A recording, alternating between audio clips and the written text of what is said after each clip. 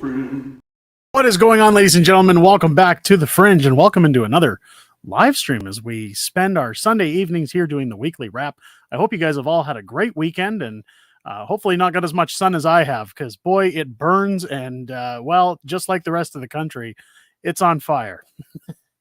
Hope you guys are doing well. If you're new to the stream, make sure to let me know in the chat if you're one of our newest community members. Big shouts out to everybody who's joined lately, who's subscribed to the channel and been watching our videos. We got some good content coming out this week. I'm really excited about the videos that are coming your way. Little bit of a shift. I've been working on my thumbnails. I've been working on some improvements on the channel, and hopefully everything goes well. I know I'm having some issues with my camera where it's dimming the picture a lot. For some stupid reason, and I'm still trying to figure it out. Bear with me, folks. I'm not extremely tech savvy, but we got some good content on the way out this week.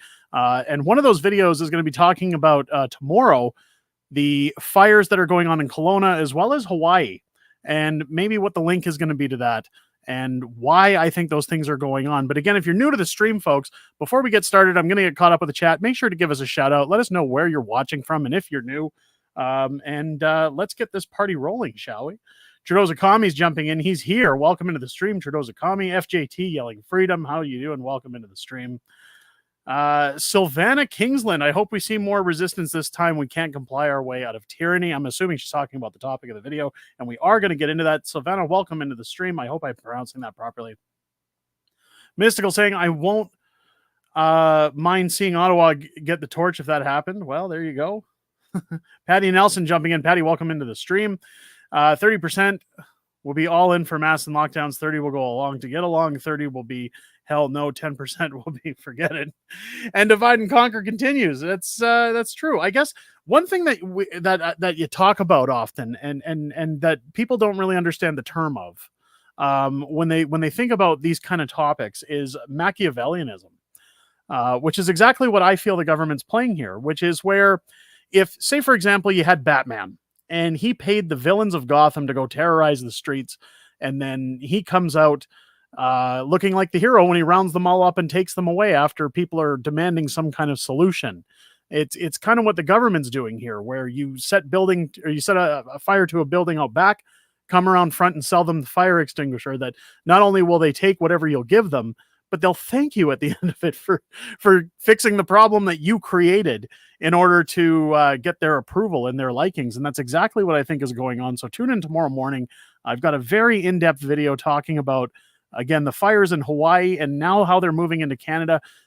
We've talked about this before on the channel back in May when Danielle Smith began her campaign trail for the Premier's office. Suddenly, Alberta caught fire all over the place, and so did much of Canada and parts of Quebec, Ontario, Manitoba, British Columbia. And again, people said, well, it's dry, it's fire season, it's climate change, it's all these different things. And just tune in for tomorrow's video. It's going to be a good one. I don't want to spoil too much because, again, we really get into it in that video. Hope you guys enjoy that one. Mike TV jumping in. I will resist mask and jab mandate. Fool me once. There you go. Welcome in. Trudeau's commie is streaming in from good old Calgary, good old Cowtown. Welcome in. Next door neighbor, probably. Unvaxxed and ungovernable. There you go, Patty. Welcome in. CB's jumping in, watching in from my couch, and I know he's watching in Alberta. Tabor corn is on the trucks. There we go. At least it's on the trucks and out of the fires. Trudeau's a commie. Hasn't seen Mike in a while. Jason Nometz. I'm hoping, again, I'm pronouncing that right. I apologize, folks, if I ever pronounce anything incorrectly on the channel. The chair is against the wall. Absolutely. Lauren jumping in. Lace up your steel-toed boots. Well, it's going to be... and Sylvana hits it right here. Let's just say that's not natural fires. There you go. And that's, I'd like to try and maybe get Theo Fleury back on the channel. Because he's got an interesting take on what's going on as well. And I'm going to reach out to him, maybe have him in for an interview at some point, either later this week, early next week, where we can kind of get to the bottom of what people think are going on and maybe get around things. Because, I mean, with Facebook the way it's set up now, with Meta, I guess you call it, and Bill C-19 with the internet the way it is, we can't get our news anymore. So what better way to come and get it than from good old YouTube content creators? Part of part of what I wanted to get into with this is essentially uh, lockdowns.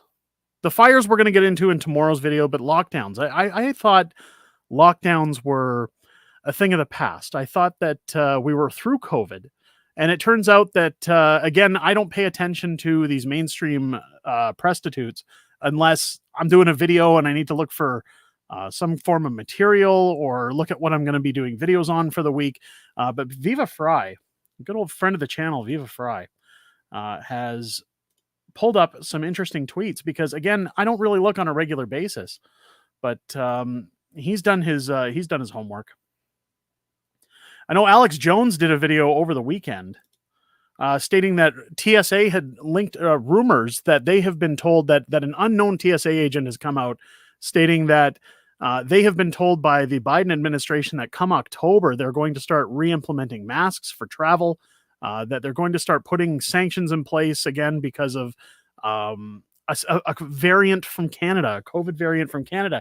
And here we have Viva Fry posting, "Get ready, Canada. The war is not meant to be won. It was meant to be continuous," which I agree with. Sure is a good thing Canadians' access to news is now severely limited due to government policy. Don't worry, the government will tell you what to believe.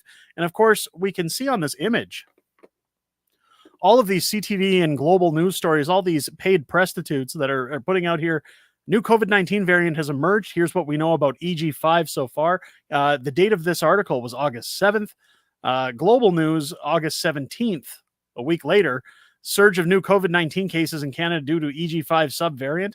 August 18th, global news. The next day, Canada monitoring new COVID variant BA2.86 found in at least 4 countries. There we go, stirring the pot some more. Here we go, August 15th, COVID-19 activity in Canada from CTV showing early signs that it may be increasing, says data. Data. The experts are at it again, folks. CBC News from New Brunswick reporting August 16th. New COVID-19 subvariant EG5 confirmed in New Brunswick. And of course, here Viva has pulled also these YouTube videos from Global News, and CHCH News, all talking about the subvariants as well, which it begs to ask the question, what are we going to expect in the fall? I find in the fall that the stupidest thing about it and the most marketable form when we get back into this Machiavellianism, and again, if you're late to the party on me discussing Machiavellianism, essentially it's if somebody goes around back of a bar and starts a fire and the bar's outside, everybody's outside screaming for help, and the guy who starts the fire comes out and gives them a fire extinguisher, not only will they thank him, but they'll believe that they need to be more prepared the next time around. They'll look like a hero. The government uses cold and flu season to spike up the paranoia or the delusion that just like climate change with fires, that these new variants, these new spikes are coming in place that are going to put people at risk, that, hey, we got to start this machine up all over again and get everybody panicked and worried.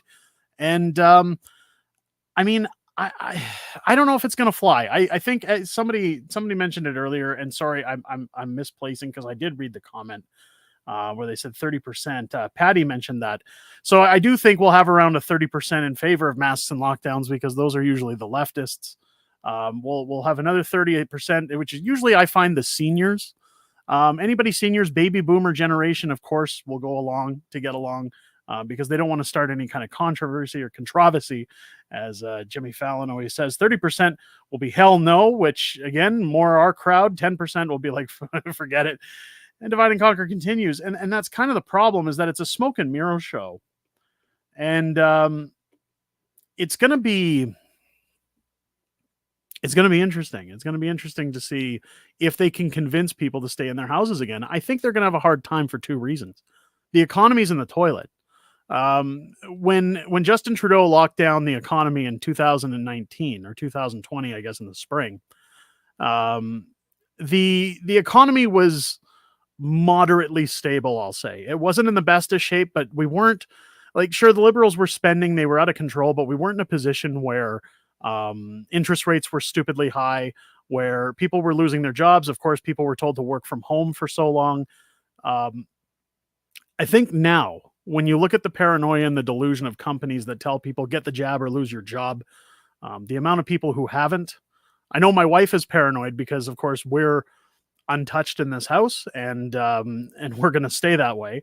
Um, we She has this paranoia that, hey, if they implement that again and they put that policy forward, I could lose my job.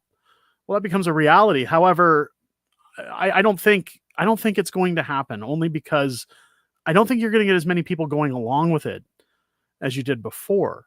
I think a lot of people, like, again, you've got that 30%, we'll say, of the hardcore, maybe closer to 40 with the older crowd, that buy into the narrative, that buy into the crap. But do you guys remember when they first started to end restrictions, and half of the people that were flip-flopping on wearing masks weren't sure, but then they saw everybody not wearing masks that were around them and started to loosen up a bit? I think people have gotten used to traveling again. People have just gotten back into having their lives back to normal. And while they're getting them back to normal, the interest rates are through the roof. The economy's in the toilet.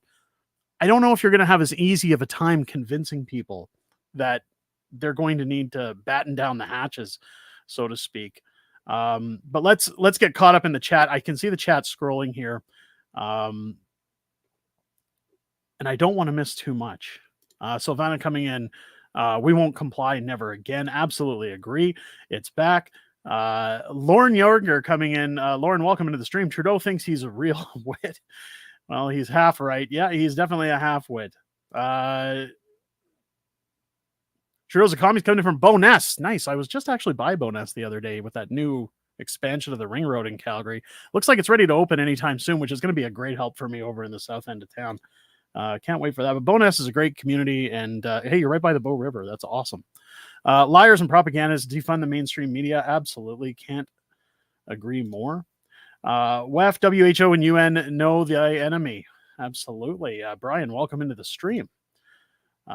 Jason says he loves Bowness. Also, I am all for that. Sorry, likes Bowness. I shouldn't say speak on their behalf. If they announced a lockdown, we will go into the street and have a dance party. Well, and it's funny because that's one thing. I was actually talking to my old man about that. Now, my father was born in the 1950s, and he's of that generation that tries to get along for the sake of, well, if everybody else is doing it, we should just not push back and cause a scene. Since lockdown, he's kind of changed his tune, where he's starting to see a little bit of the hypocrisy that went on during lockdowns, especially now that reports are coming out stating injuries and were these ready to go, and well, all the things that we can talk about on the channel. But you guys know what I'm getting at. He's started to see those things, and he's a little more hesitant now to buy into what's being sold to everybody. Which again makes me ponder, are we going to start seeing that if they try to push this again? But I've told him already. I was speaking to him actually this afternoon, and I said, if they do this, I certainly will not comply. As well as I imagine a handful of people. I don't care if I'm put in handcuffs and dragged out of my home like residents were in Quebec. I'm not gonna be told what to do, and that's kind of what really makes me wonder with the government, is that people seem to champion being governed. And what people don't realize is that the government's job is not to tell you what to do. They have no job. They have no role in your life. And I hate to break it to anybody who thinks that the government has your interests at heart. No matter what comes out, whether it's a virus, whether it's a pandemic, whether it's a natural occurrence in the world, no matter what the government does, they cannot prevent you from getting sick, which is what should raise eyebrows anytime they tell you, go into your house, lock your doors, batten down the hatches, don't go to work, don't be around people, don't go to restaurants, don't go on planes, etc. We've all been there. It should make you question why. It shouldn't be you thinking about the pandemic or thinking about this virus. You should be questioning, why are they doing this? What is the purpose behind this? Again, when it comes to the fires, and I touch on that in tomorrow's video, instead of saying this is a tragedy, which it is, don't get me wrong, the news coverage and the virtue signaling and the celebrities gathering around to say, oh my God, our houses weren't destroyed, but look at everybody else's in Hawaii. It's all a distraction. It's all a distraction from what's really going on. And it's gonna It's going to be sick. I will tell you right now, with the mayoral race ever looming over Calgary over the next few years, as I run for mayor of Calgary, I will state right here and now, not if, but when I take that seat, I will never bow down to any government regulations, any government recommendations of lockdowns, any government sanctions that say what people can and can't do. It is up to municipalities to decide if they're going to enforce masks, if they're going to enforce the 6 feet rule that they did during lockdowns. And I'm telling you right now, unless people are dropping dead at very large numbers in the streets, I will never bow down to that kind of recommendation. Calgary will be a safe haven from that kind of behavior, simply because it's not my job to tell people how to live. I had a very simple policy during the whole pandemic where I said, look, I'm willing to go out without a mask. I'm willing to go shopping. I'm willing to carry on with my life the way it is. If you're paranoid about your health, you stay inside. You cover up and hide under your blankets. I'm not scared. I will admit I caught the coof twice during the pandemic, according to tests.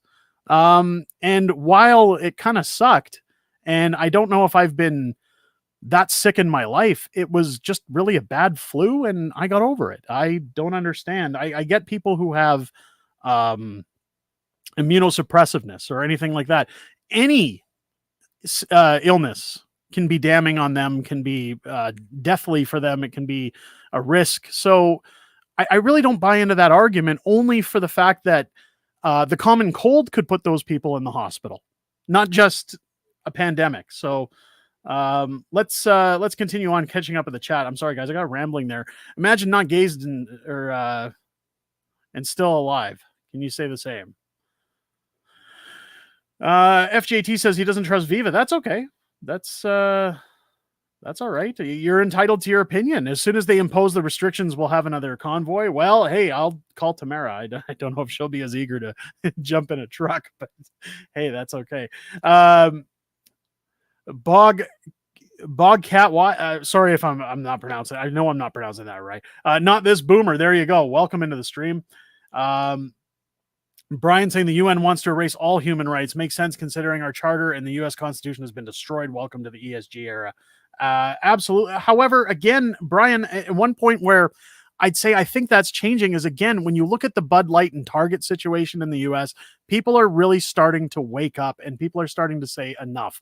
I've even heard rumor, and again, this is just speculation, that some companies in the US are starting to drop the ESG requirement simply because it's not good for their business model. Target recently announced they're pulling all Pride items from their store indefinitely. So, hey, we're winning this. We just got to keep up the pressure, even though Kid Rock succumbed and had a Bud Light, which I lost a little respect there. This is a fight we're starting to win, so we just got to keep it up.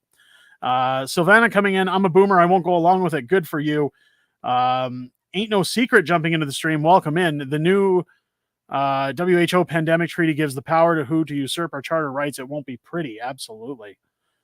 Susan jumping in. I'm late. That's okay, Susan. Welcome into the stream. I hope you're doing well. Jeannie coming in. Jeannie Lewis, welcome into the stream. I'm a boomer. I won't comply. And again, I don't think a lot of people are going to. Everett jumping in. Me too. Just woke up. Derek. Hey, all. How you doing, Everett? Welcome into the stream. Randy saying, I lived and worked in Calgary for 20 years. Thank God I've moved back home to Northern Ontario. I fully get it. I understand.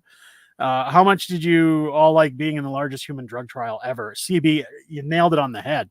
Everybody's been a guinea pig. In fact, it was either Moderna or Pfizer that were sitting in a hearing last week where they made the statement, hey, nobody pressured you or nobody forced you to get a vaccine when they were cut off. And they said, yes, medical workers were forced or else they'd lose their job. People were told, get this or you lose your livelihoods. People were told they were going to kill their family members. You locked people in their homes. You stopped people from traveling if they didn't. You definitely forced people to do it. And they said, well, we didn't physically tell them to. I mean, the argument is kind of a semantical one at that point, because it's like saying, Well, I had a gun to somebody's head, but I didn't pull the trigger, so I technically didn't threaten to kill them. You still had a gun to their head. That's the argument. The way these companies are trying to worm out of that is just so funny and entertaining to watch. Lauren coming in again. I will not comply. Somehow the Empire's serfs believe they are the resistance. Well, yeah. When the coup started, we were told it could kill 20% of people and vaxes would save us. Then told 2%, told Vanessa would make it easier to heal when we caught it. Now we are shown that it's 0.2%, I'm assuming, or 0.2%. It was the problem I said during the pandemic was that we had officials that I thought at first. Now, as time went on, of course, my rose-colored glasses came off. But I looked at it and said, look, you've got all these world leaders who torpedoed the economy. They sunk their economies in every country, not just Canada. The US took a massive beating. They just came back sooner than Canada. I mean, Canada, don't forget, Canada was the last country to have mandates in terms of face protection and flights, border crossings. But other countries couldn't take the beating for as long as Canada did because they didn't have a moron running the country. I mean, they have some morons running their country. You get what I'm saying. The economies went so far down the toilet that some came back sooner than others. But I think what happened is that they kind of jumped the gun in some points that I thought where they, locked things down. They told people how scary it was. And then as time went on, I believe they probably started to see that it wasn't as bad as they thought it was. And they just kept up the charade because a lot of those people don't want to lose their jobs or be held accountable. When you think about it, if political leaders turned around and told in all of these countries and said, whoops, we got a little nervous there, guys. Like, I almost would have preferred that because at least I could have been more forgiving to say, hey, they made a mistake. They admitted that mistake. Let's move on. Let's rebuild. But they went all in. They just went all in. And the more it went on, the more, like CB said, it felt like a clinical trial and being guinea pigs. And it's all about control. And it's all about taking everything away from you. The old, good old Cotton Schwab statement of you'll own nothing and be happy. And again, I touch on that in tomorrow's video when I looked into what was going on in Hawaii, where people are being evicted from their homes, even if they didn't burn down, being told that their land is being bought up by the rich, by the elites. Seems kind of coincidental that these fires break out and all of a sudden, like within days, there's buyers there saying your insurance company isn't going to cover this. You have to sell your property. You're out on the streets and you're only getting a fraction of what your property was worth. You're basically being annexed at a pennies on the dollar. First they took your freedom. Now they're taking your guns. Now they're going to take your homes. And it's going to be interesting to see if that happens in places like British Columbia, where we're seeing the fires that are moving its way through. Theo Fleury had a statement saying this is going to be the first of 15-minute cities. And again, I'd like to get him on the channel to talk more about that and elaborate. But I feel like a tinfoil hat guy when we talk about these things. But just like during the lockdowns, I always said, if it sounds like a conspiracy theory, give it 6 months.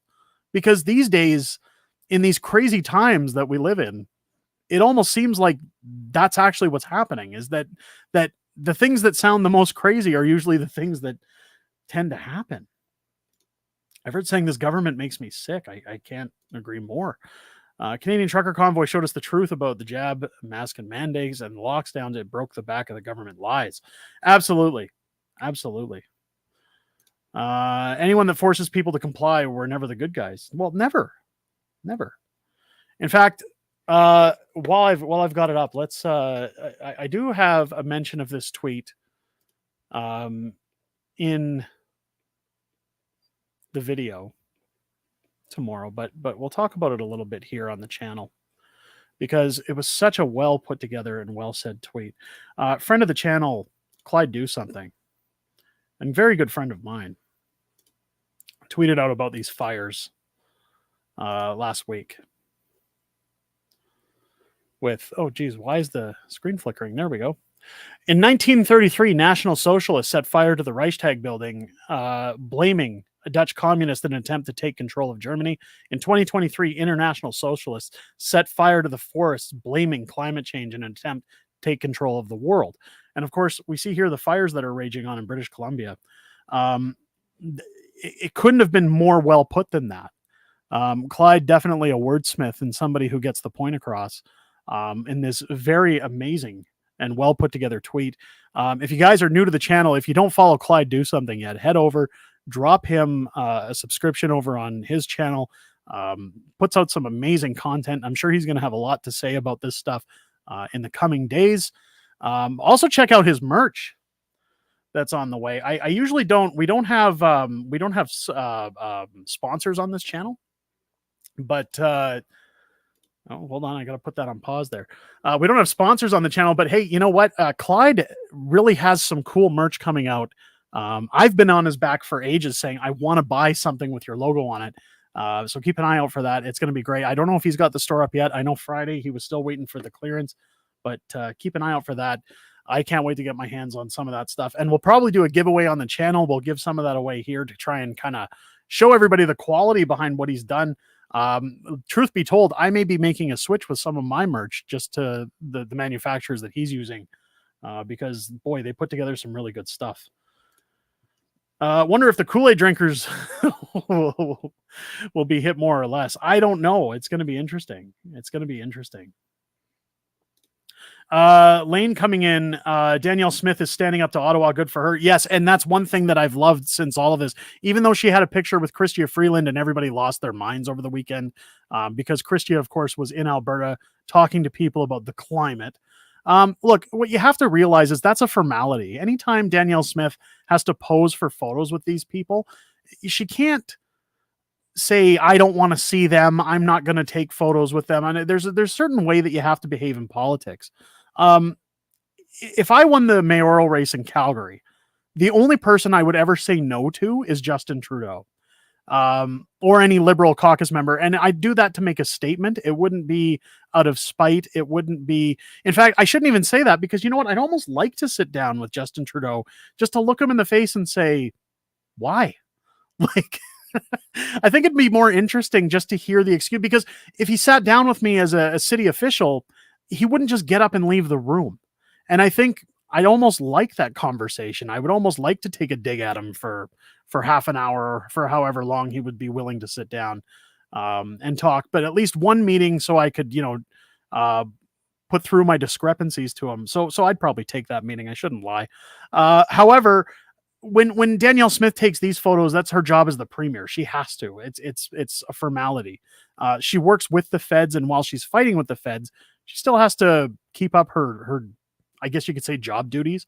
So when people say, hey, she's now okay with them while she's fighting them, it's all an act. No, it's not. Come on, guys, get out of it. We know where Danielle stands. Brian's coming in from Prince Edward Island. Welcome in. Of course, Pierre Poilievre was in PEI talking about his CBC smear job. I've got a video on that coming this week as well. Can't wait to get that one up and running. Derek Macbeth. Also, member of the channel. Did I miss that? Was that recent? If I missed that, I'm sorry. Welcome into the stream. We need to keep the pressure up. Absolutely. Can't agree more. Derek, welcome into the stream. I keep saying I'm going to get caught up into the chat. Guys, give me 1 second here. Clyde Do Something is spot on with that comment. Couldn't agree more. And ain't no secret saying Clyde rocks. Absolutely, he does. But he only rocks because we're mentioning him here. Don't forget that. I'm just joking. Clyde's great. Love him like a brother. Suzanne Eckstein coming in. How you doing, Suzanne? Welcome into the stream. Another Clyde is rock. Clyde is a legend, says FJT. Master Snatch jumping in. Snatch, how you doing? Welcome into the stream. CB saying the drug companies told the government they would not release the drugs unless they have guarantee they would be free of all lawsuits. Yes, and we've talked about that multiple times. It's anytime they say, look, like, could you imagine if somebody said that, like a lawyer in a law case? I'll only represent you if I'm going to win. or if like a guy would say, I'm only going to let you do a review on me with my employee or my employment position so long as I don't get fired for what you find out. Um, it would never fly.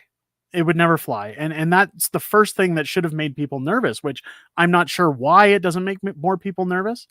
I know even in my family, I would see a change and a shift um, if there were more, I'll say, mandates put in place. I know my brother-in-law, he took the first round of the vaccine, and back when the lockdowns were in effect, I mean, that side of my family was very cautious about what they were hearing and what they were being told, namely because my brother-in-law, my mother-in-law were constantly around my wife's grandparents.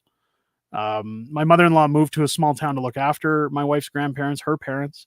God rest their souls. They passed away not too long ago. Within a year of each other, lived great, long, healthy lives. And unfortunately, my brother-in-law went forward with, and we've talked about this before, he went forward with the first round of vaccines in order to protect his grandparents, as well as for the sanctity of his job and making sure that he wasn't going to be told what to do. He thought it was the right thing to do. He had no issues with getting some form of medication, and he now has myocarditis. He has seizures almost daily. He lost the ability to walk to the point where I think he can stand now in short intervals, but he has a walker. He slurs his speech when he talks now and mumbles. And as soon as that happened, it was almost instantaneous when he got his vaccine. And as soon as that happened, of course, doctors all put their hands up in the air. They all said, "Hey, we're not responsible. Hey, the drug companies aren't responsible. There's nothing we can do." And as even as time has gone on, and he went through places like AISH, which fund people with disabilities in the country, or at least in Alberta. I always say the country when I mean the province, but AISH is within Alberta. To give assistance for disabilities, AISH says, well, we need a doctor to sign off that this is a reaction to this treatment in order for him to get any kind of compensation. And of course, no doctor, it took them a year and a half to get a doctor to sign off on that, who was willing to sign off on that, which essentially could cost the doctor his career at that point, or leprosy, as I call it. But because of those things, I think, again, I think when it comes to that kind of tree, I think, again, on that side of the family, I'll see a little bit of hesitation if more come into place. Cindy saying, when you win. Thank you, Cindy. You're always so positive. Thank you, Cindy. I appreciate your comments. Cindy is a longtime member of the channel. Always leaves great comments. And so does Suzanne. Always leaving their nice little comments in the YouTube videos. I appreciate that, guys. Thank you. Welcome into the stream, Cindy. What about all the COOF wasted money, pick a department in that bill? Well, not only Revenue Canada scamming CERB money.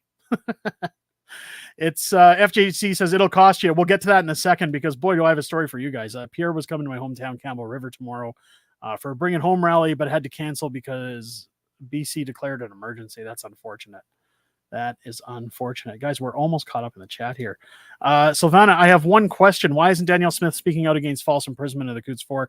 They need to be freed. So I don't know the full story of that as to why she's not speaking out. I think a lot of it is that you got to keep in mind, and I'm not advocating, I'm going to make that crystal clear. I don't want anybody to say, you're standing on the wrong side or anything. I think it's a travesty what's happened to those four gentlemen. I wish them nothing but their speedy release and charges to be dropped. However, when it comes to politicians, there could be a plethora of reasons they're not talking out about it. Danielle Smith is kind of like Alberta's version of Donald Trump. She faces scrutiny and she faces hard times anytime she comes out to say those things. We saw this with Art Pawlowski when she took the time to sit down with Artur Pawlowski about his charges in regards to Coutts and his infringement on what the judge set him against. And of course, he recorded the conversation, leaked the conversation, and tried to kibosh her run in her election simply so that he could gain votes with the party that he was running with. And it was low class. I kind of lost some respect for Art during that time because that's not what I believed that he stood for. It was clearly for his own gains. It wasn't for anything of remote, because again, Danielle had stated she would ask if it was within the best interests of the courts to handle those things, and which again is asking, is it worth our tax dollars to go for something that stands against the charter? It's not, are we wanting to drop the charges because I know this guy? And when it comes to the Coots 4, you see all the flack that Danielle got for that. She's got a job to do. And if she spends weeks and weeks being pummeled by opposition saying, look at her now with the Coots 4, all she cares about are people being let go of charges and things like that, it stops her from doing her job. And it really puts a wrench in the works for anything she's trying to get done. Now, just because she's not speaking out about it doesn't mean that there isn't anything going on behind the scenes. So I think we should just give it time. We should see what happens with that as time goes on. I don't know 100%. And again, this is speculation. I'm certainly not speaking on anybody's behalf. But that would be my suspicion as to why we don't see it. Snatch, we all know the government and Big Pharma are completely trustworthy, right, chat? Yeah, I get it. It's Snatch is he's always nailing it on the head. Snatch is a good guy. He comes off as a troll, but let me tell you something. He's a nice guy. He started calling me Cuddles, though. I don't know if I like that very much, but CRA knows a lot more. I bet I remember they're investing Trudy Two-Face. There you go. Those charges are from the federal government, not the Alberta government, so she doesn't have any say when that happens. And again, CB's got a very good point. Again, what can she do besides dig her own grave if she starts talking about it? And that, again, is not to say that there isn't something going on behind the scenes, that she's not having meetings or talking to people or working with people behind scenes. She's been very vocal that, again, with her apology to how people were treated during those lockdowns, that I don't see her standing against the Coots 4. I don't see her championing what's going on with them. We'll have to see as time goes on. I'm going to give it time. Coots 4 are political prisoners. We have the right to protest. I agree with that. It's in our Charter of Rights. We don't live in a free country anymore. It makes you wonder if we ever were. And that is, again, part of the problem I have in Calgary. When you look at what Mayor Jyoti Gondek has done with the protest bylaws, she's kind of tailored them to her own needs. Originally, and try, if you're from Calgary or if you heard about this in the news, try to remember back at the end of Naheed Nenshi's run as mayor, I guess the fat guy in the chair, he implemented a no protest bylaw. The no protest bylaw was during lockdowns, and it was to keep people out of the downtown core in large numbers. And when they brought that into effect, they said, same thing as before, this is a temporary measure. It's an emergency measure. As soon as the pandemic is over, we're going to pull this back. We'll scale it back. It's just, we just don't want people protesting in large numbers against mandates while things are going. And people said it's a violation of the Charter rights. That's when you saw people protesting outside of their homes. Fast forward when Jyoti Gondek shortly thereafter takes the mayoral seat, and she used that emergency bylaw to implement her new bylaw that stops people from protesting at drag events, whether it be the storytime hours or people who identify a certain way and want to change in the opposite change rooms, which again, I'm running against when I run for the mayoral seat. She's essentially said within your charter rights, you can, protest whatever you like, so long as I agree with it. And that's the problem. And I've stated multiple times, I agree that we live in a country where, just like the US with their constitution and amendment rights, we have the Charter of Rights, which guarantees the right to peaceful protest.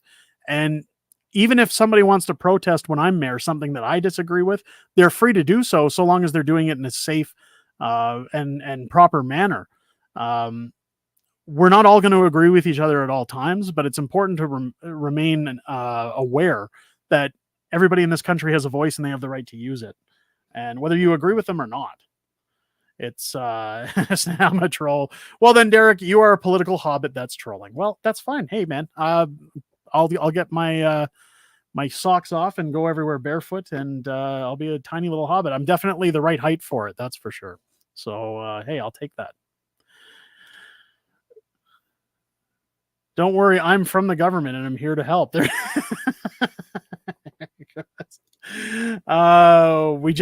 can just need signatures. There you go.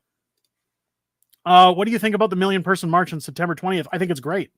It's going to be interesting to see what the turnout is for that. I'll be keeping my eyes on that. I'll definitely be reporting on that when doing stories on that when it happens. Keep in mind, guys, keep in mind that I'll be out of the country September 3rd till the 8th. So next Sunday we'll have a stream. The Sunday after we will not. I'm going to try to pre-record some content while I'm gone, while I take my kids to California. And again, I'm going to try to upload some videos while I'm out there. If not, I'll upload when I get back, but I'll definitely be taking some video footage while I'm out in California. It's going to be great. It's going to be great. Somebody says PP in the chat. Where's PP in the chat? I don't see that. It's are you popping into Joe's Discord after? We'll have to see. We'll have to see. Can I make a history point? Only two parties have ran Canada since day one, the Redcoats and the Bluecoats, just saying. Or Blue Bloods. Yeah, that's true. Here's the best comment of the night. Canadian Prairie Shortwave coming in. Derek from Mayor, thank you so much. I couldn't agree more. Brian says, can't wait till September 20th. You know what you guys could wait for, which I think is going to be great. Don't forget, coming up in September as well, we've got the Million Man March. But one of the greatest things we have coming next month, Unacceptable Fringe's new book, The Young Kid's Guide to Grooming, which is set to hit stores or hit Amazon, I guess you could say, mid to late September. This, of course, is featured because it's called The Young Kid's Guide to Grooming. It's featuring Riley Young and Vera Young as they journey around to find out what grooming is about. Now, of course, they're very dirty on the cover, and I think their understanding of grooming is very different from what they're being taught in the book, but you'll have to take a peek in there to see what that's all about. That hits shelves later this month. I can't wait to get this one to you guys. I'm telling you right now, it's a fun read. You're going to have a laugh. It's going to be a good one.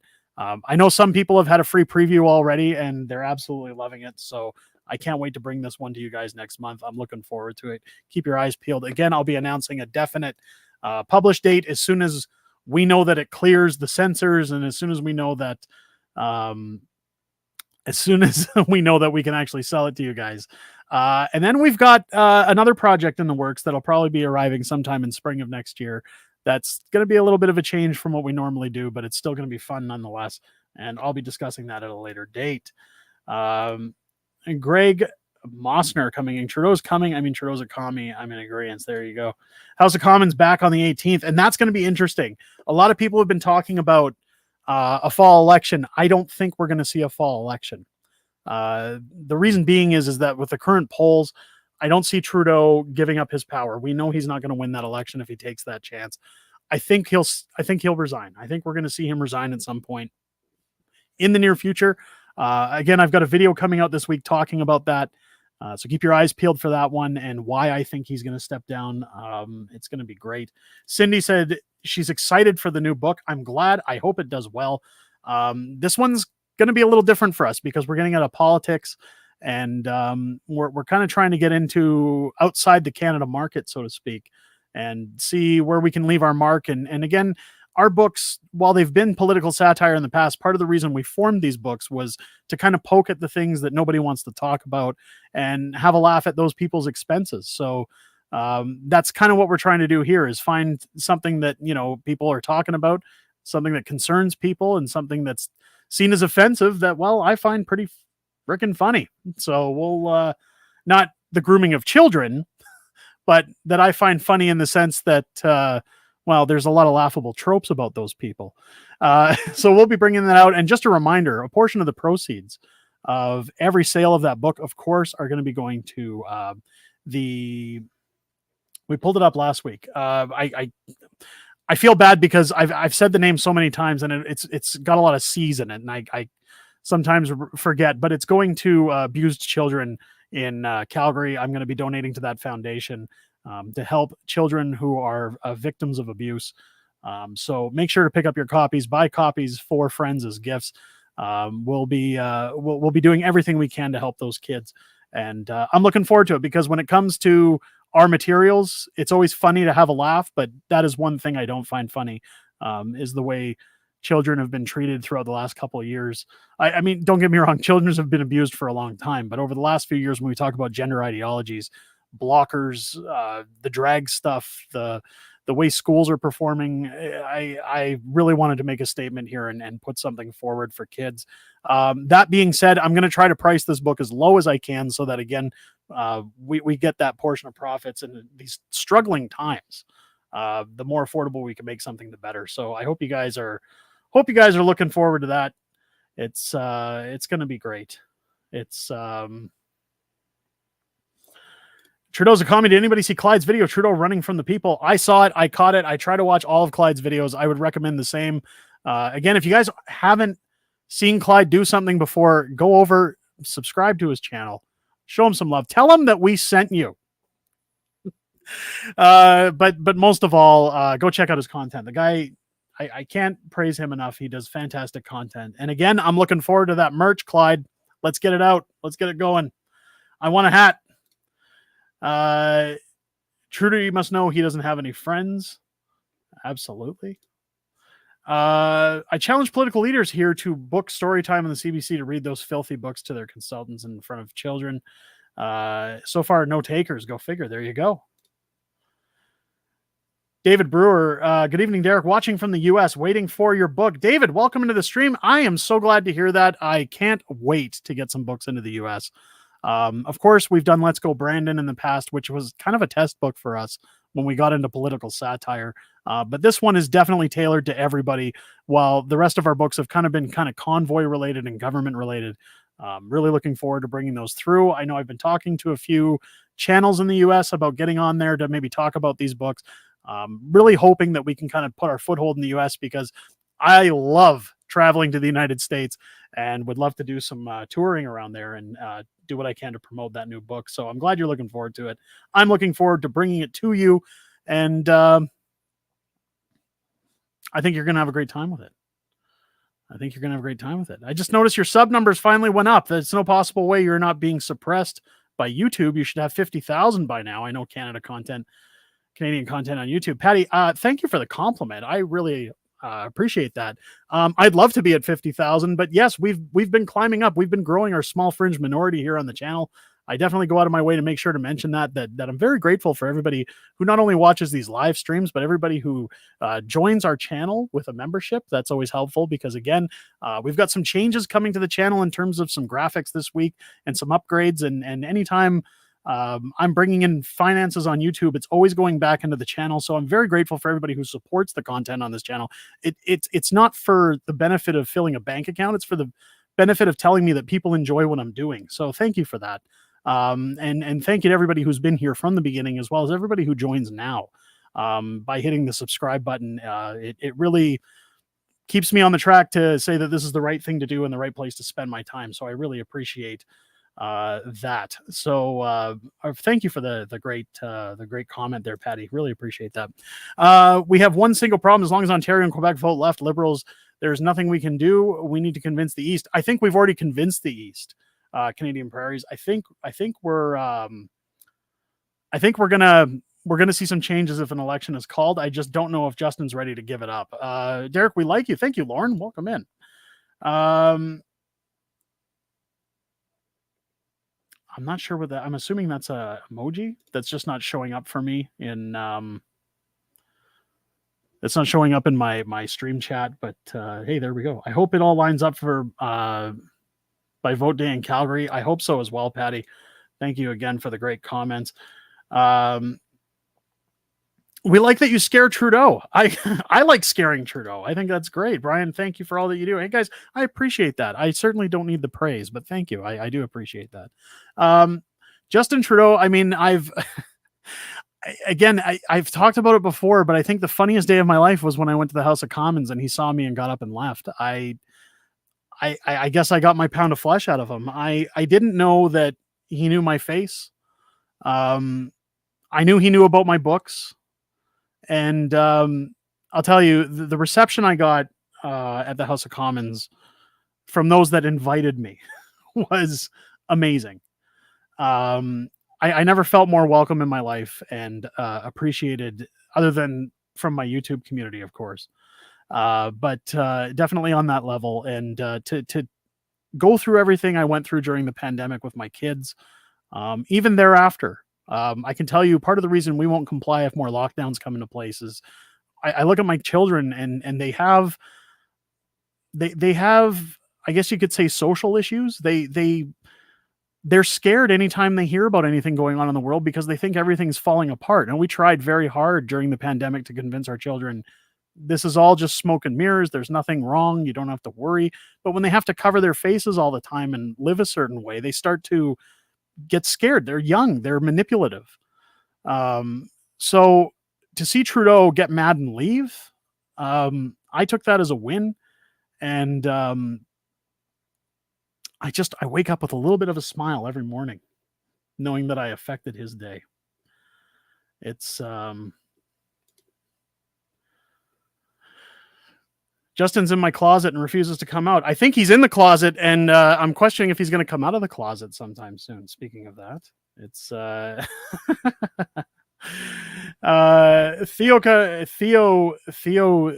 Thermi 11. I'm sorry, I'm not pronouncing that. The House of Commons thing was awesome. It was great. It was awesome. Trudy has a lot to be afraid of. Resign and take Freeland and Singh with you. Absolutely. It's not complicated. All you do is say no governments around the world are failing. Things are going to change real fast. Absolutely couldn't agree more. Mel, welcome in. Derek for the W. I appreciate that. It's going to be interesting to see what happens with this new book, because the new book, it pushes some boundaries. And look, in this business, we try to write controversial material, and I tried to go, I keep saying the gloves are off when it comes to these books, but when I write these books, I have a line that I can't cross when it comes to content, a moral line where it's I want to go hard, but I want to be funny and not come across as spiteful when I write. So I hope that I've struck it properly in this book. There's a lot of characters you're going to recognize in this book. From different situations of reportings, when it comes to the whole gender crowd, when it comes to client lists, when it comes to figures in the world. I honestly hope it offends a lot of people on the left. I think it's going to, and I think that's one thing that's going to help push it, hopefully further than any one of our other books. But that'll all be dependent on Amazon. We'll see what happens. We'll see how things go with Amazon this time around. Canadian Prairie saying Freeland's speech at the university is chilling. Absolutely. Boy, I can't even. Peace River, Alberta can take Freeland back. No, we don't want her in Alberta. That one guy said it best. I didn't agree with his aggression, but he told her to get out of Alberta. And it's like, yeah, get out. We don't want you here. Rules were meant to be broken and minds were meant to be blown. There you go. I always tell people that when I give them the screening copies of my book. I say that it should come with a free helmet so it doesn't make a mess when it blows their minds. And yeah, it's going to be great. It's going to be great. What is your take on the wildfires? Do you know anyone affected by the ones in Yellowknife? It looked horrible. It was terrible. If you want to see my take on the wildfires, and again, I hate bait and switch, but check out tomorrow's video. I do have a video coming talking about that tomorrow, in depth, giving my opinions. And I don't want to spoil anything for anybody who watches these streams and then goes over to my videos, because then there's no need to watch them. So make sure to go out tomorrow, check it out, share it, like it, comment, let me know what you think. Looking forward to bringing you guys that one tomorrow. Do you have WrestleFest, the arcade game? I do have WrestleFest. I don't have a WrestleFest machine. But behind me to this side of my studio, I have what's called the At Games Legends arcade Ultimate. The At Games Legends Ultimate.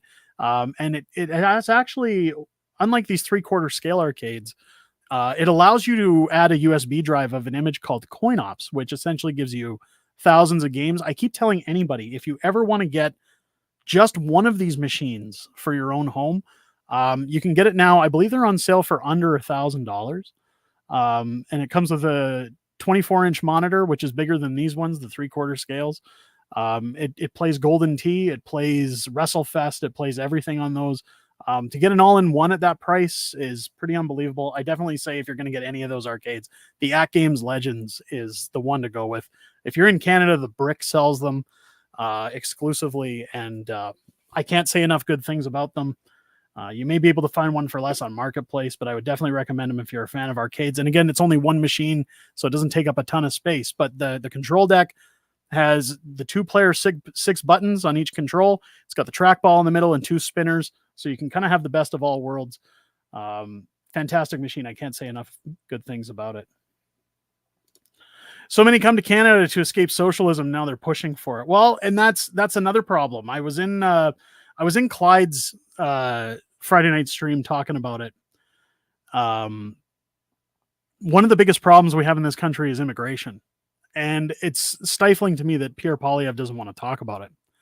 I understand, they worry about votes, they worry about making people butthurt and stuff, but the reality when it comes to immigrants is the more you have moving here, the more people you have moving to this country, legally or illegally, they need a place to live.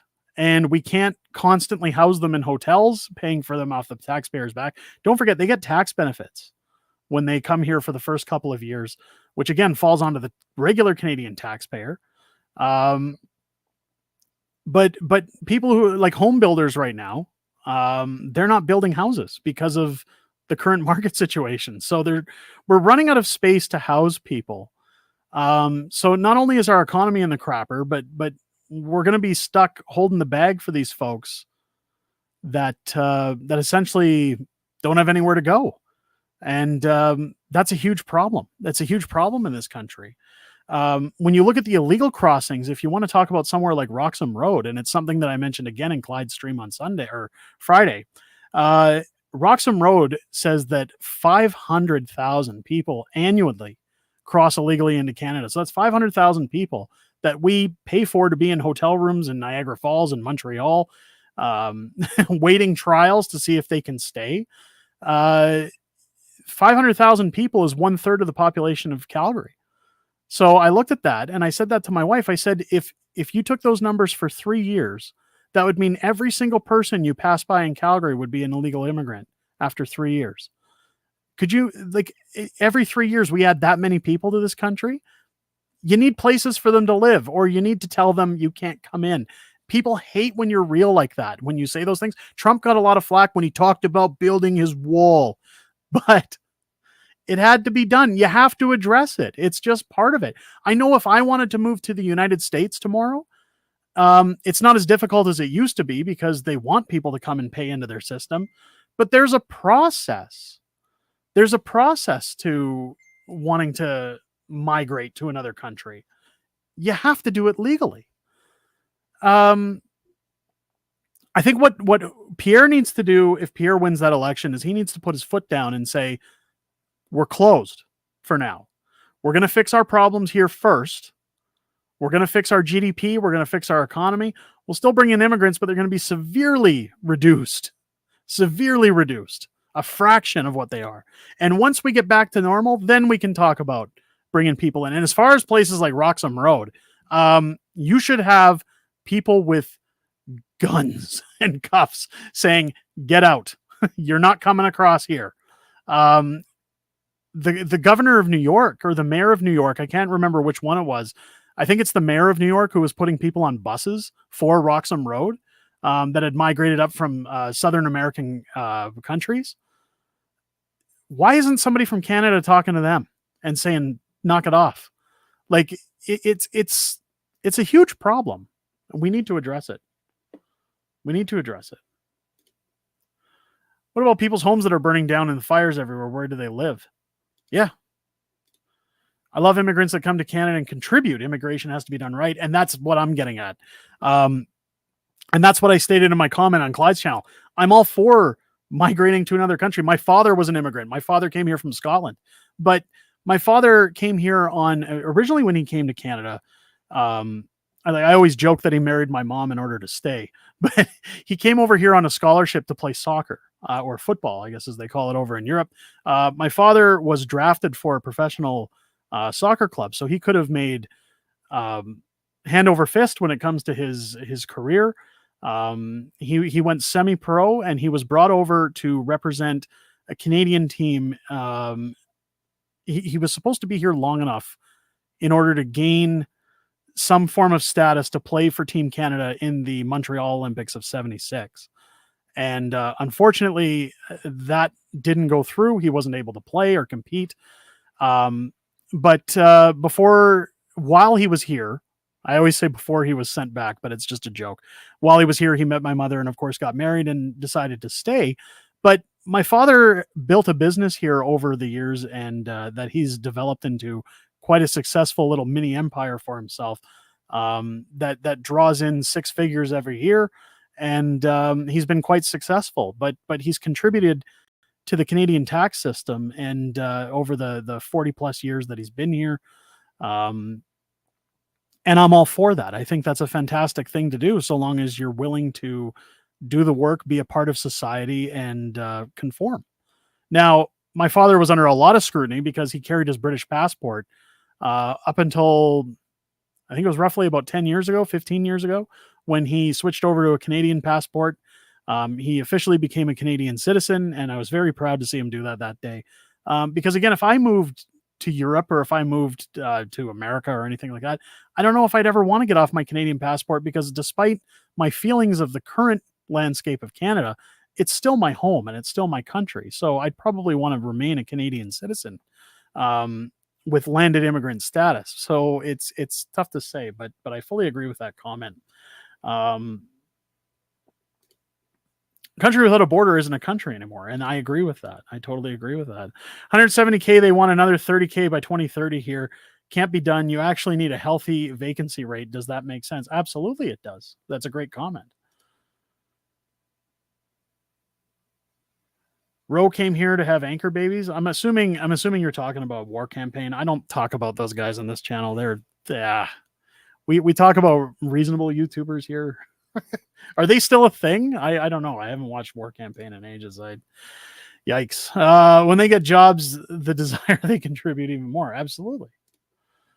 He doesn't have the guts to stop reduce immigration. PP also supports the war in Ukraine and the regime change in Iran. PP sounds more like a liberal than a con.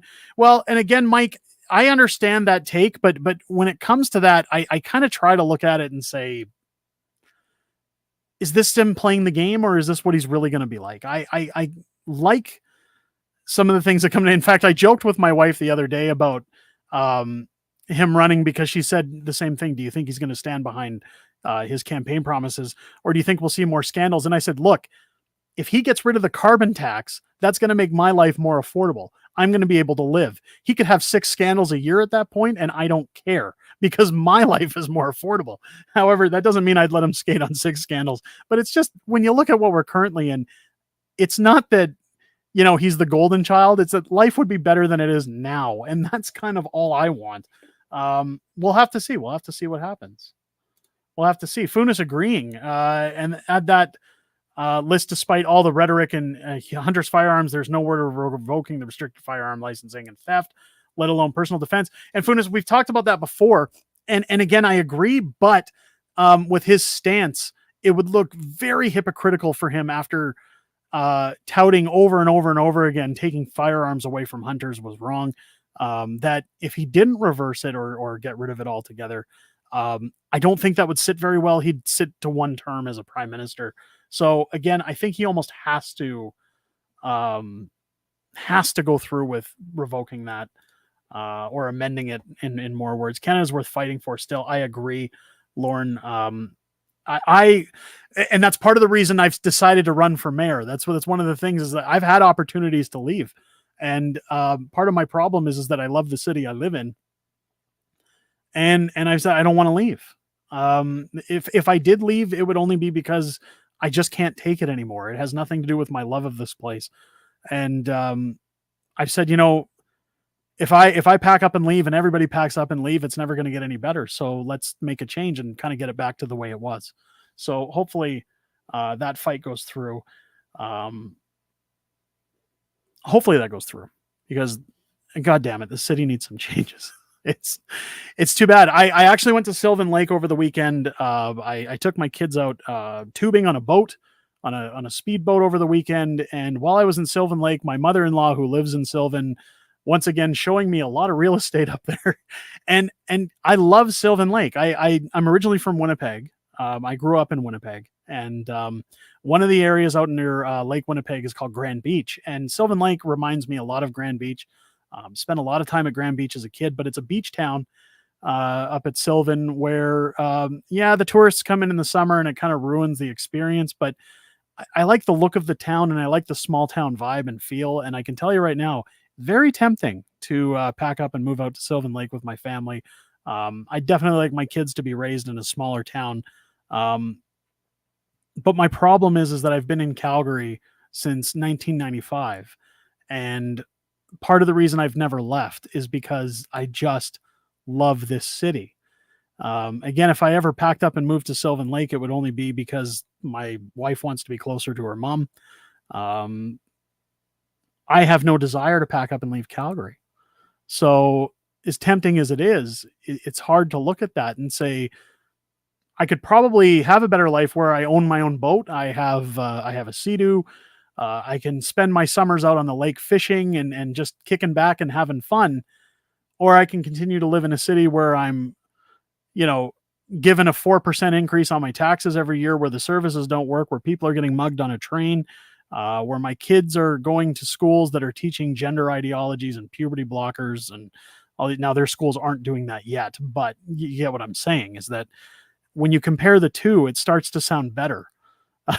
Back up and go, but I don't want to do that. I want to fix my town. What about the East-West divide in Canada? Is there an East-West divide? I think the problem isn't the East-West divide. I think it's like what you have to realize is that what you see online versus what's in the real world are two different things. You're only seeing a small percentage of people, it's the argument when it comes to woke content on television and movies, when it comes to any of that stuff, is that the people that are making the most noise are a very small percentage of people. I know the votes have spoken louder, but what you have to realize when we talk about votes, especially on the eastern part of the country, when you look at that small pocket in Ontario, a lot of that are what I call the millennial voters. When I was a kid, when I was growing up and I played sports, my folks always gave me an option growing up. And I know, given my puckish exterior that, hey, you played sports? Yeah, I played hockey for 15 years. I played soccer for 13. Again, my father was a semi-professional soccer player. So, of course, my folks always gave me the option and said, you have to pick something in the summer and something in the winter. And, of course, my father always said, but you want to pick soccer, right? So he coached, led us to division champions almost every single year in his tenure as a coach. But one thing that we were taught as kids when we played sports was that you had to deal with loss. You learned to work together as a team, but you also dealt with loss. And there were no participation awards anytime there was a tournament. If we played a tournament, and even if it was, again, finals, and we lost the game, we had to stand on the field and watch the other team celebrate while they got their awards, their trophies, whatever have you. Nobody gave us a participation award. Nobody smacked us on the bum and said everything's going to be okay. The car rides home were very quiet in those situations. We had to think about, hey, we could have done better. We gave it up too easy. They just outplayed us, whatever the consequences were. But it teaches you to handle rejection and loss. And a newer generation of kids, again, that I always say, for some reason around the year 2000, all of that changed, where you have all these kids mid 90s to 2000s that their parents, again, they all got the participation awards. They've never been told no. I always called them bubble children because their parents started talking about play dates and things like that. When I was a kid growing up in the 80s and into the 90s, if you wanted to go hang out with another kid, you just went out the door and told your parents, I'm leaving, I'll be back later. And they'd say, call us when you're at whoever's house, and you'd knock on the door and say, are they home? Can they play? You'd hop on your bikes. You'd go out for a bike ride. There was none of this arranging play dates and, parents have to get together during those. And it just seems so built for the parents and away from the kids at that point. But I digress. It's raised a generation of entitled, clueless, out of touch young crowd of people that now vote for these governments. I heard it when Trudeau ran in 2015, when my niece told me I voted for Justin Trudeau because I thought he was hot. That's not a reason to vote. That's not a reason to give your vote to somebody. Again, I've never tried to disagree with somebody's democratic right to vote as an adult. However, to vote based on looks is this is somebody who's running the country. He's putting policy forward and has now destroyed the country. You've got a generation of people that now think the louder they are, the more correct they are. And when you talk about an East-West divide, I think you've got these cynical, delusional younger generation of people that just always vote a specific way. The problem is that now the other people who typically vote left, who live in these provinces, when it comes to Quebec, especially after lockdowns, after curfews, the treatment during lockdowns, as well as a lot of people in Northern Ontario. I seen a tweet the other day where somebody posted, I'm in Northern Ontario, just to let you know, not everybody hates the West. So it's interesting that you bring that up. I think that that's where we're going to see a change in the next election, is that there are a lot of people, even in the GTA area, that say they can't afford to live anymore. They can't afford a house. They can't afford fuel in their car. They can't afford food at the grocery store. And as long as you've got guys like Justin Trudeau saying they're going to implement more and more carbon taxes that are going to make it even more difficult for those people, I think at some point you're going to have those people say, well, if Pierre is going to get rid of the carbon tax and I can move out of my parents' basement, they may change their votes. So I don't necessarily think there's an East-West divide. I think it's a generational divide that's in the country. And again, these kids that have this terrible way of thinking. I've seen the younger generation. There's times where I'm not the most, if you watch my streams, I'm not the most well put together person when I get into a room and talk to people. I can be very offensive and very to the point when I make my statements that I really don't care if I'm offending somebody. My wife often says I remind her of Larry David on Curb Your Enthusiasm, but I've actually had my nieces scream at me in the past and tell me off for having an opinion about something that really isn't worth yelling or screaming about. Now, my generation, again, as an example, my wife's grandfather used to make some pretty racist remarks when he was around. And I also looked at him and said, well, he's 80 something years old. He grew up in a different time. I'm not going to change a tiger's stripes. I'm not going to convince him that he's wrong. So I'm not going to mention it. I'm just going to nod my head and smile, not to say that I agreed with his takes, but I understood that he came from a different generation and that he came from a different time. It's kind of like when people use the term gay and say, well, I think this is gay. And people say, well, you can't say that because it's offensive against homosexuals. Well, I grew up in a time where that meant something was stupid and it wasn't even associated with homosexuality. But I get screamed at for things like that by this younger generation because they don't think about respecting their elders. They just want to be loud and correct. And that's what you see now, is a lot of people that say, well, I'm going to be loud and I'm going to throw my opinions out in the streets. If you think those guys are loud now, wait until Pierre wins an election. Wait until you see these green and purple haired millennial kids out in the streets when Pierre wins the election with their signs and their screaming and they're hollering. It's just not fair. You're going to see it everywhere. It's going to happen. It's going to happen. Was hoping to see an election before this winter. This is going to be terrible to pay utilities until that clown is gone. Again, Funis, I got a bit of a video coming this week talking about Trudeau and that election possibility. And again, it could happen. I'm not going to rule it out. I just think that we'll see him step down before we see an actual election. More lockdowns, possibly. We all are not need to comply this time around. Evil agendas are disgusting. I agree. Sun and Dagger, welcome into the stream. After the 2015 election, the media was panning around Trudeau's campaign headquarters. They're full of young people and immigrants who weren't around when this old man was in power. I agree. I was just a child when Trudeau Sr. was in power. I was a baby. My folks in the 1980s, my dad had to sell his very first home that he ever purchased for $1. Now, luckily, he caught on to the scam that was going on as to why people were buying up houses for $1. essentially, if you weren't aware of what happened in the 1980s, interest rates went up as high as like 25% or something like that. So the average homeowner was paying through the nose and foreclosing on their mortgages. Now, around Canada, there were people in the real estate business that were saying, we'll buy up your house for $1 and you just continue paying whatever you used to pay on your mortgage. So a lot of people saw that as a deal that they didn't have to abandon their homes. Meanwhile, these guys or companies or whoever they were buying up houses 20, 30, 40 a day at $1 a piece, and they weren't paying the mortgages on them. They were just letting them sit and go into foreclosure.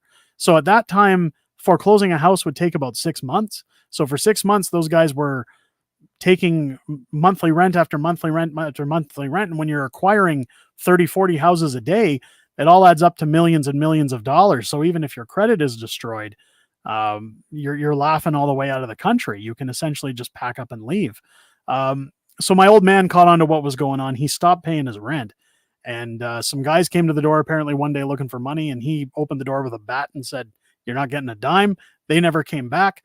And he saved up and bought another house that was at a deal during that time, and unfortunately was able to rebuild his life.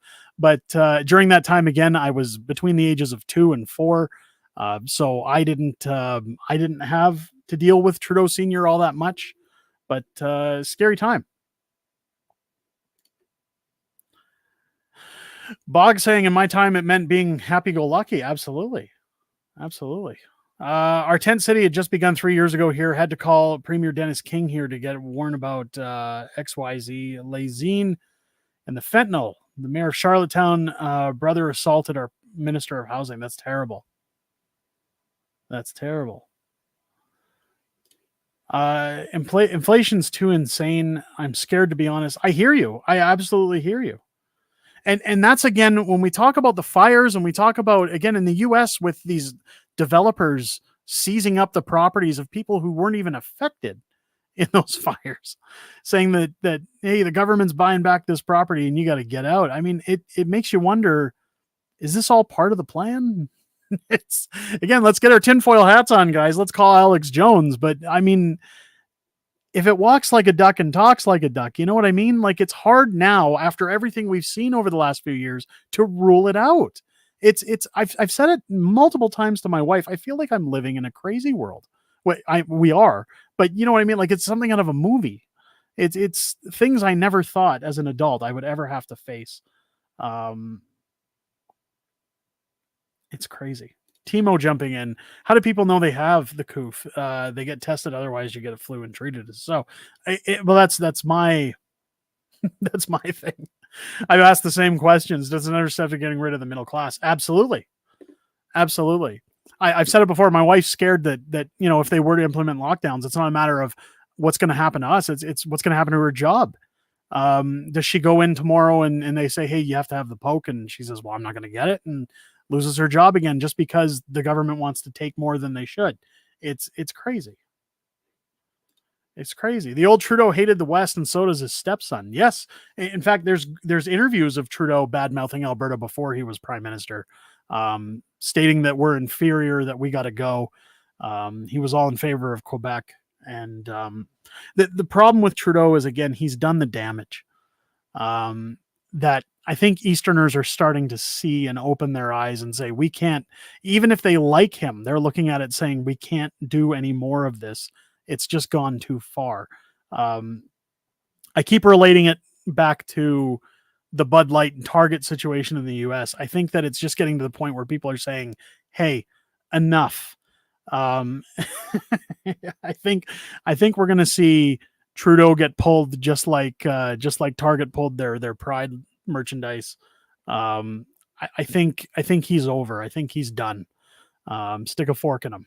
But and also another thing I talk about this week on my videos, what's up with his trip with Sophie? We put out a video last week, but this week photos emerging of their trip. Who vacations with their separated spouse, right? Like we did a video a while back, about a week and a half ago, talking about the separation in general, and give us privacy while they vacation together and post their pictures online. I don't I don't get it. I do get it. I've said it before. I think it's a scam. I think the whole divorce or the whole separation's a scam just to get past the conflicts of interest acts for Sophie's telecommunications company. Going to be interesting to see, but I'll have a video out on that this week. Definitely check it out. Check out what we're talking about in there. AI will serve us so well. You want fries with that? Yeah, AI is a different machine altogether. Someone just pulled one over on the country. Yep. He tangled with Alberta 69-73. Check your DNA. I thought who was in power in the 80s? Well, maybe it is. Maybe I am off. Was it? I know we have a hospital named after him that I'm thinking of in Calgary. Started with a P, I think. I don't know. Well, I'm off then. But I was told what happened in the 80s was a result of Trudeau Sr. and his mess around. So maybe, yeah. Sorry if I've messed that up. Peter Lougheed. There we go. Peter Lougheed. Was he in power in the early 80s? Is that who I'm thinking of?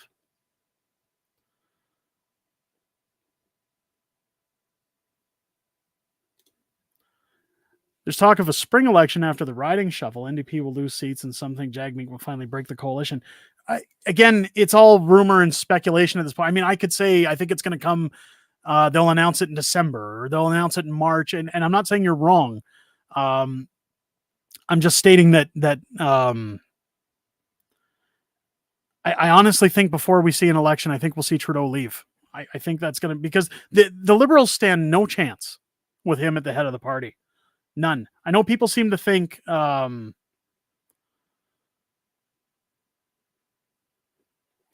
was in Alberta. Well, maybe that's what everybody talks about when they talk about the 80s over here. I don't know. I know the story of my old man with his house and a dollar and things like that. I don't really pay a lot of attention to politics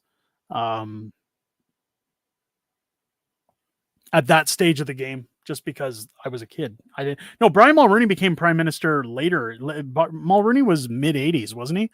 Because that's when they implemented GST. And again, that was supposed to be temporary, I might add.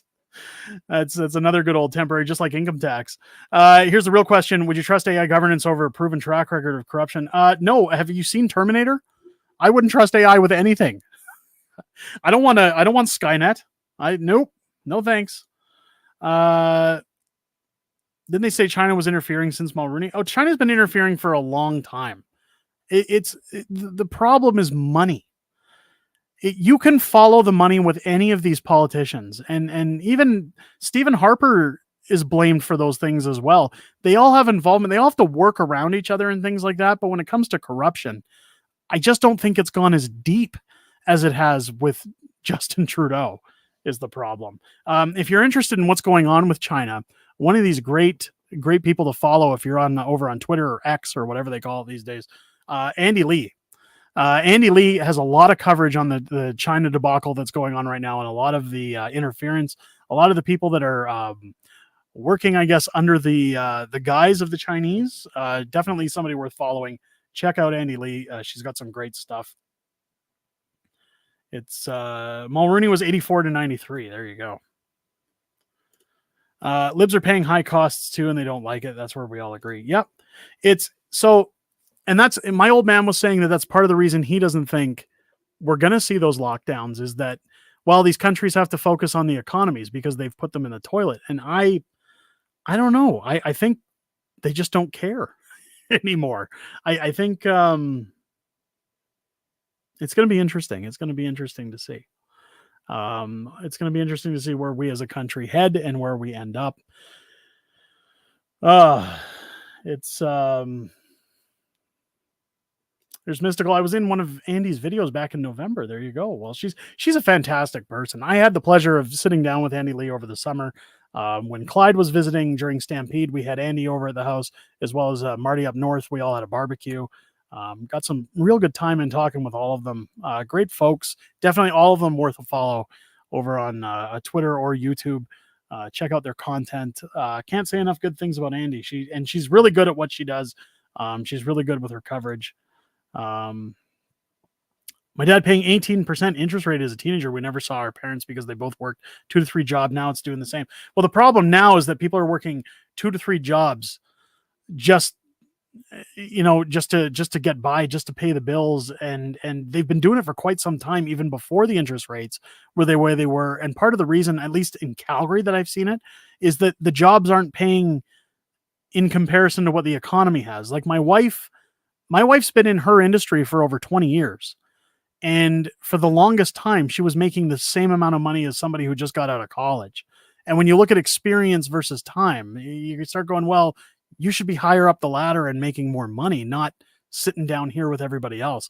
When the wages don't reflect the economy, you have no choice but to get multiple jobs, because if you want your kids to play in sports, or if you need to do things like get braces for your children, or you want to go on a holiday once in a while, or buy a new vehicle, or just plain old keep your fridge stocked and your lights on, those are things you have to do. Timo jumping in, dumb question. Why is Twitter now X? No clue. I don't really get too much into what Elon's doing with Twitter. I know for myself, like, I have a verified account on Twitter. I took it as a business expense that, hey, my tweets get out more. They'll get a higher push rate. I can have longer tweets. So I took the blue check mark. However, it's come out recently that the new CEO that was appointed with Twitter has been shadow banning accounts. I had people this week that follow me on Twitter saying they thought I disappeared because they weren't getting any of my tweets when they came out. So I honestly think Elon's in trouble, because I'll be getting rid of my blue check mark. I'm not going to give them another dime if I'm paying for something I'm not getting. Yeah. Since the dual taxable family people protested for, you ever want equal rights, you got equal taxation. Household used to run one income. 2 used to be optional, but now it's not. And that's kind of the funny thing, is that, again, in relation to sports, when I was a kid, like, I grew up in a portion of Winnipeg where, like, we played hockey in the wintertime and parents were always at the games. Winnipeg was a very laid back town in comparison to Calgary. Calgary, it's like everybody works. Everybody wants to work hard and play hard. Whereas Winnipeg, it was everybody worked their 40 hours. They came home. Most kids had one parent at home. And we had cabins we'd go to in the summertime. Family and work were two separate entities, whereas nowadays it's not. And not because they don't want it, because they can't afford to. Before I got into my books, I still am a full-time father of 3, but a lot of it was because we couldn't afford daycare. We looked at daycare and said $3,000 plus a month just to put 3 kids in there. We'd have to get other jobs just to pay for the daycare. So that kind of makes it silly, but at the same time, with somebody staying home, it becomes unaffordable. How do we live with just one income? And that's kind of, every year when we filed our taxes, my wife would have to claim me as a dependent because I wasn't bringing in any income as a full-time dad. So we'd get like a couple $1,000s in tax return. And we'd essentially, instead of, getting something done or putting that towards a vacation with the kids or something, that went to helping us for a few months with some of the costs we were enduring. I can't imagine what families are doing right now in order to try and keep their heads above water. It's a crazy, crazy time. It got to the point where I was saying to my wife, you come home from work and I'll go to a job in the evenings, because we need somebody at home at all times just to not have to go get another job to pay for daycare. It's insane. God bless the parents who sacrificed so much for us and still do. Absolutely. People are predicting civil war for US and Canada. I follow Nate at Canadian Prepper. I've heard the same rumblings. I'm not sure. I definitely don't want to encourage any kind of uproar or upheaval on the channel, or any kind of violent acts, or be blamed for encouraging those things. But I've heard many of the same things. I grew up in the 60s, 70s. Never expected Canada to turn to crap. I didn't, I talk about that quite often with my colleagues, that I'm definitely embarrassed with my government. I'll never be embarrassed about my flag. I'll never be embarrassed of my country. I love my country. I always thought Canada had a good status on the world stage. We were always known as friendly people. We were always known as the good Americans. It's in as much as people make the maple syrup jokes and, the South Park references to Canada. I think Canada meant something. I used to hear the old wives' tales of people who went backpacking in Europe, even from other countries, that would put Canadian flags on their backpacks because they'd be treated better. It's it's crazy to think that we've gone from such a lovable nation to now this woke, sad, decrepit wasteland that Justin Trudeau in just 8 years has turned on its head. I can't think of another prime minister, aside from his father, that over the years has flipped the world or the country into such a bad position. Like, there's been leaders who have done bad things. You look at John Chrétien, you look at Brian Mulroney, even Stephen Harper had things that people didn't like, but they're just things people didn't like.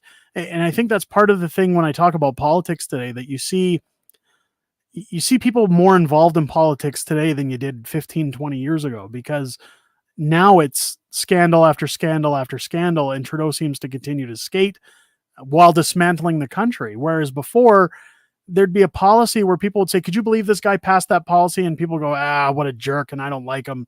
Maybe we'll vote him out next time.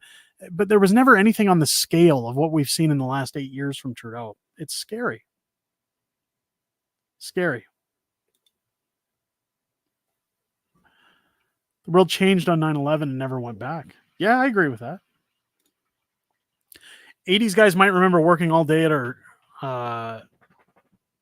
trade, but at some point plants in the attic to help supplement our income. Got married, lost our garden. No wonder we're broke as fuck. Yeah. It's the government that is embracing coming from Romania. I feel like communism is chasing me. I came here to be free. Well, I mean, welcome to Canada. But I can definitely say this isn't the Canada. The Canada you're living in is not the Canada that the rest of us see either.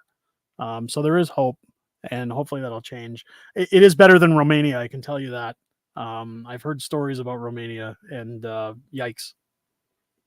Keith saying sunny ways. Yeah, absolutely. Absolutely. We don't have swear jars. We have sorry jars. Yeah, sorry. Sorry, guys. Sorry. Overtime window shifted from morality to consumerism, and there's no push to change things. Folks embraced it, and they just wanted to be first. Yeah. Yeah, you guys are all nailing it on the head. 10 family went to WW2. My father as well. 6 came home for what? Well, I mean, first off, very grateful for their service. And second of all, what they changed in World War II is far different from what they changed now. I get what you're saying. In terms of constitutional rights, freedom of speeches, and charters of rights, they've been trampled on. And I don't encourage any kind of violence or any kind of uprising, but I've said a million times over, there's only so much you can push an animal into a corner before it gets desperate and strikes back. And I think that day is coming, that people are just to the point where they're saying, if you're not going to respect us, we'll take it back ourselves. And who knows? Who knows? And John, welcome into the stream. Stephen Harper paved the way for Trudeau. Harper signed Canada up for the whole climate goals. Yeah. But again, my question is did Harper sign it up in the same level that Justin Trudeau has signed us to and committed us to? There have been terrible PMs, both named Trudeau. Couldn't agree more. Mike TV, Trudeau turned Canada into a laughing stock. I'm still a proud Canadian. We have the power to turn it around. We need a leader with the intestinal fortitude to fight the current culture. Yes, absolutely.